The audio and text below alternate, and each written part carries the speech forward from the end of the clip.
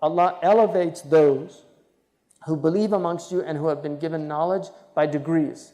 So the more belief, the more knowledge, the higher your rank.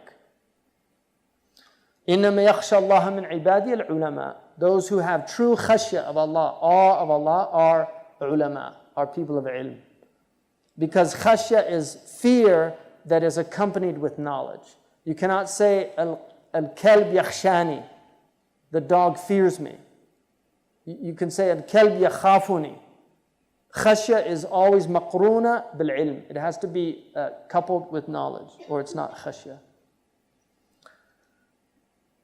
روى الشيخان عن معاوية رضي الله تعالى عنه قال رسول الله صلى الله عليه وسلم من يريد الله به خيرا يفقهه في الدين. So this is what's called a jumla shartiyya. Whomsoever Allah wishes good for or wills good for. من يريد الله به خيرا يفقهه في الدين. مجزوم بالشرط. So he gives him understanding of the deen. Now later fiqh it meant knowledge of fiqh, of ahkam. That's not the meaning in the hadith. The meaning is understanding, fahm, which can include fiqh and knowledge of fiqh. That's why he's called a faqih, because he understands those ahkam, and fiqh is very important. وروى الشيخان عن أبي موسى رضي الله تعالى عنه قال النبي صلى الله عليه وسلم مثل ما بعثني الله به من الهدى والعلم كمثل غيث أصاب أرضا فكانت منها طائفة طيبة قبلت الماء فانبتت الكلى والعشب الكثير وكان منها أجادب أمسكت الماء ونفع الله بها الناس فشربوا منها وسقوا وزرعوا وأصاب طائفة منها أخرى إنما هي قيعان لا تمسك ماء ولا تنبت كلأ فذلك مثل من فقها في دين الله ونفع وما بعثني الله به فعلم وعلم ومثل من لم يرفع بذلك رأسا من لا يرفع بذلك رأسا ولم يقبل هدى الله الذي أرسلت به. So this hadith is a very important hadith, because the Prophet gives the likeness of what God sent him with from guidance and knowledge. That it's like a rain that settles on an earth, right? Comes down on an earth. And a group منها طائفة طيبة قبلت الماء. So there's a good earth that قبلت الماء. And it's very interesting, قبلت الماء, because one of the things that happens when rain comes is the earth literally soaks the rain.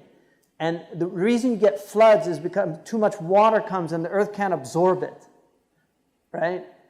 So this idea of قبلت الماء, that it accepts the rain is a beautiful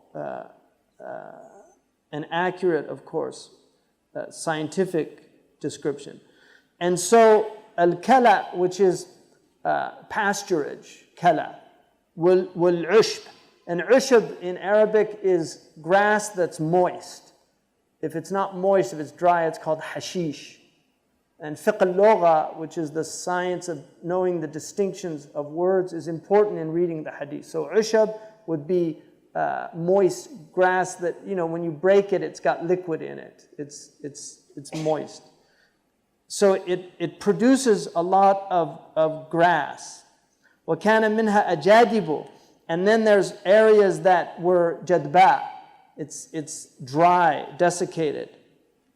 أَمْسَكَتَ الْمَاء وَنَفَعَ اللَّهُ بِهَا النَّاسِ. So those areas, the earth gets it and it benefits others. So the first one, it benefits that earth. The other one, it's just, it holds the water so people go and they can benefit from it. That's like a scholar that doesn't act according to his knowledge.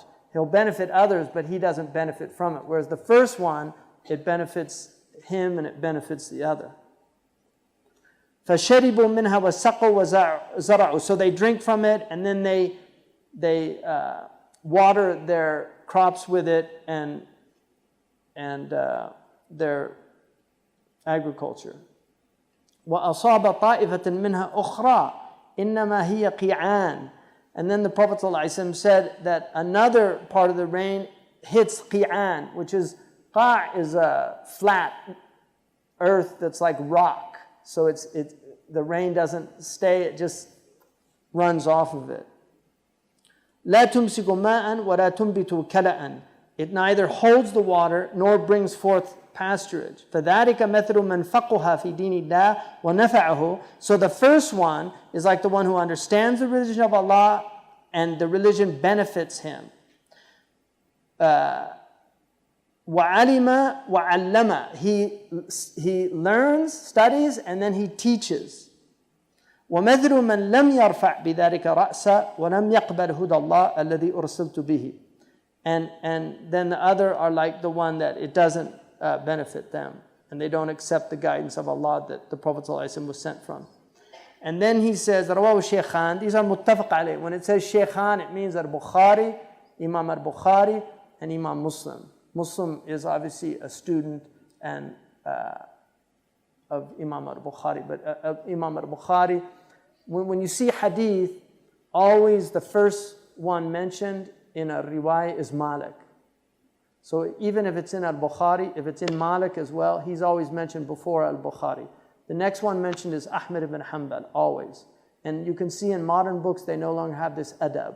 So you'll see like, it'll say, Rawahu al-Bukhari wa Ahmad, because they think al-Bukhari is stronger than Ahmad.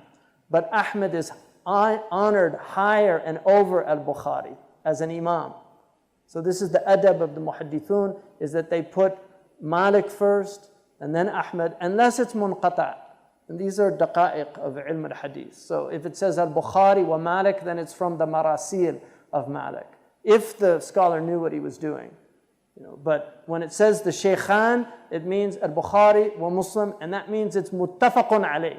When the ulama say it's muttafaqun alayh, it has a high maqam because they both agreed on its sahha. عن سهل بن سعد رضي الله عنه أن النبي صلى الله عليه وسلم قال لي علي رضي الله تعالى عنه فوالله لأن يهدي الله بك رجلا واحدا خير لك من حمر النعم. He said, by Allah, that God should use you to guide one person, it's better for you than humr al-na'am, which is the best type of camels. In other words, great worldly wealth. For the Arabs, that was real wealth. So it's like better than gold and silver. وروى البخاري عن عبد الله بن عمرو بن العاص رضي الله عنهما أن النبي صلى الله عليه وسلم قال بلغوا عني ولو آية. بلغوا عني ولو آية. بلغوا تكليف. That's called taklif. عني تشريف. ولو آية تخفيف. So the ulama say that بلغوا is taklif. He's telling you, tell people what I said. عني تشريف. It's an honor to say the Prophet ﷺ said. And then walau ayah, even if it's just a little bit. وَحَدِّثُوا عَنْ بَنِي إِسْرَائِيلَ وَلَا حَرَجٍ.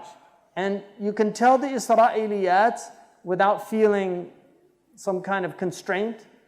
You can mention what the Bible says or what the Jews say about something. The Prophet permitted that. In a riwayah, it says, لَا تُصَدِّقُهُمْ وَلَا تُكَذِّبُوهُمْ. Don't say it's absolutely true, but don't deny it either. So there's wisdom in their books. The ulama mention this, the tafsirs mention it. The Bible has much wisdom, but because of the problems of transmission, they don't have the same authoritative basis of transmission that we do because of the preservation of the isnad and the mutawatir. So ahad things got into their books, and also some distortions, tahrif. وَمَنْ كَذَبَ عَلَيَّ مُتَعَمِّدًا فَلْيَتَبَوَّأَ مَقْعَدُهُ مِنَ النَّارِ. And this portion of the hadith is mutawatir. This is, in other words, that has the same veracity as an ayah in the Quran. Whoever lies about what I said, let him take his seat in hell. So to tell a lie on the Prophet is one of the worst things that somebody can do. روى مسلم عن أبي هريرة رضي الله عنه أن رسول الله صلى الله عليه وسلم قال من سلك طريقا يلتمس فيه علما سهل الله له أو له به كذلك طريقا إلى الجنة. روى مسلم عن أبي هريرة رضي الله عنه قال: من دعا إلى هدى كان له من الأجر مثل أجور من تبعه لا ينقص ذلك من أجورهم شيئا. So whoever calls to guidance, he has the same reward as the rewards of those who follow him. And that does not diminish from their rewards anything. So if you teach somebody and they act according to your teaching, this is one of the reasons why so many shuyukh wrote awrad. Because there's no wird that the Prophet did that we have in order. We know what he said, but we don't have any wird specifically he did this, then this, then this. So the ulama always put, it's not because there aren't enough of them already. There are plenty of awrad by great ulama. But they want people to do their wird, so they get the reward of the person doing the wird. So it's a blessing to do that, if obviously if you can. So anyway, and now finally the last one. This is important. رواه الشيخان عن عبد الله بن عمرو بن العاص رضي الله عنهما قال: سمعت رسول الله يقول: إن الله لا يقبض العلم انتزاعا ينتزعه من الناس ولكن يقبض العلم بقبض العلماء حتى إذا لم يبق عالما, and there's a riwayah حتى إذا لم يبق عالم اتخذ الناس رؤوسا جهالا فسئلوا فأفتوا بغير علم فَضَلُّوا وَأَضَلُّوا. It's a very important hadith. Allah will not take knowledge suddenly by seizing it from people's breasts. But the loss of knowledge is in the death of scholars. Until Allah leaves no scholar on the earth, people will take leaders who are ignorant and they will ask them questions, and they will give them fatwa, and they will lead them astray. And they themselves go astray by doing it. This is very important, because this is the time that we're living in. So it's important for people to be aware of that.